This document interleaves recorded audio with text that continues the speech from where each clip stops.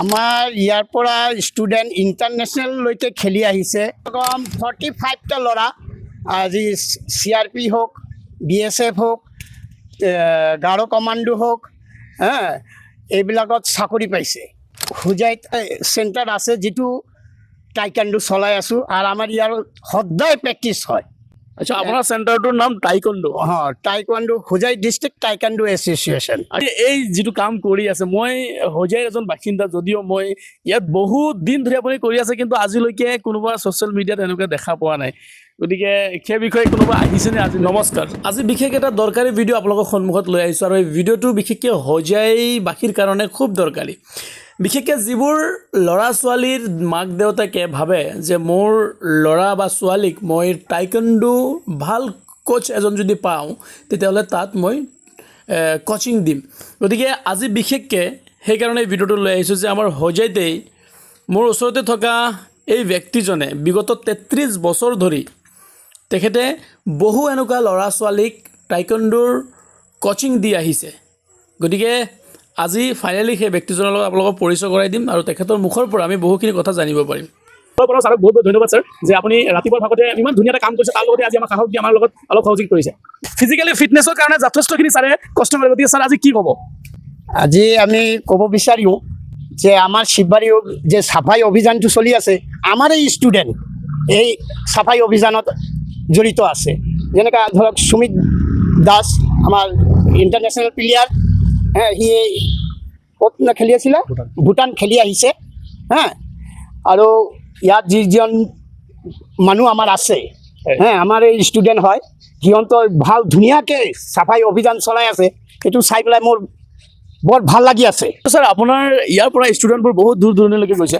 আমাৰ ইয়াৰ পৰা ষ্টুডেণ্ট ইণ্টাৰনেশ্যনেললৈকে খেলি আহিছে। যেনেকৈ ইৰাণত, ৰাজধানী টৰেণ্টত আমাৰ ষ্টুডেণ্ট খেলি আহিছে। আৰু আমাৰ ইয়াৰ পৰা যথেষ্ট ল'ৰা, মানে কি ক'ম, কমচে কম 45টা ল'ৰা আজি CRP হওক, BSF হওক, গাৰো কমাণ্ডো হওক, এইবিলাকত চাকৰি পাইছে। আৰু আমাৰ হোজাইত আমিয়ে একটা চেণ্টাৰ আছে যিটো টাইকাণ্ডো চলাই আছোঁ আৰু আমাৰ ইয়াৰ সদায় প্ৰেক্টিছ হয়। আচ্ছা, আপোনাৰ চেণ্টাৰটোৰ নাম taekwondo. Taekwondo Hojai district taekwondo association. আচ্ছা ছাৰ, আপুনি এই যিটো কাম কৰি আছে, মই হোজাইৰ এজন বাসিন্দা যদিও মই ইয়াত বহুত দিন ধৰি আপুনি কৰি আছে, কিন্তু আজিলৈকে কোনোবা ছ'চিয়েল মিডিয়াত এনেকুৱা দেখা পোৱা নাই। গতিকে সেই বিষয়ে কোনোবা আহিছেনে আজিলৈকে? আপুনি আজিলৈকেতো এনেকৈ কোনোবাই অহা নাই যে আমাৰ ছ'চিয়েল মিডিয়াত আমাক কৰিব বুলি। আচ্ছা, তেনেকুৱাতো আজিলৈকে পোৱা নাই।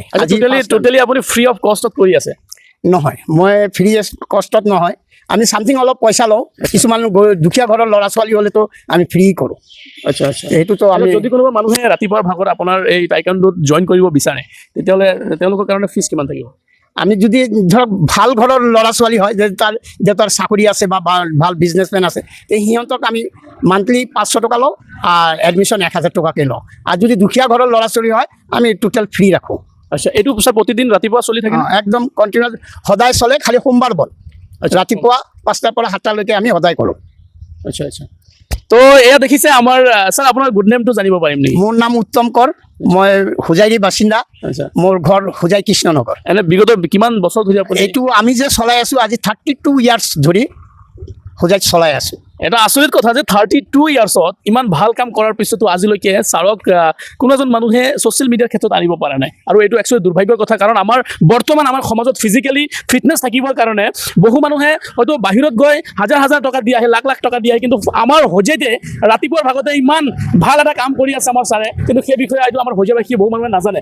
গতিকে ছাৰ, আমি আজি ফাইনেলি ছাৰক লগ পাই বহুত বহুত ভাল লাগিছে। গতিকে ছাৰ, আমাৰ ফালৰ পৰা আমাৰ আজি অভিযান চলাব যিমানখিনি আহিছোঁ, যিমান মানুহ আহিছে, চবৰ ফালৰ পৰা আপোনাক বহুত বহুত ধন্যবাদ যে আপুনি ইমান ভাল কাম কৰিছে। আৰু আগুৱাই যাওক, যাতে আমাৰ সমাজৰ যিবিলাক উঠি অহা ল'ৰা ছোৱালী আছে তেওঁলোকৰ ফিটনেছৰ কাৰণে সদায় আপোনাক স্মৰণ কৰি হয়তো আগবাঢ়িব পাৰে।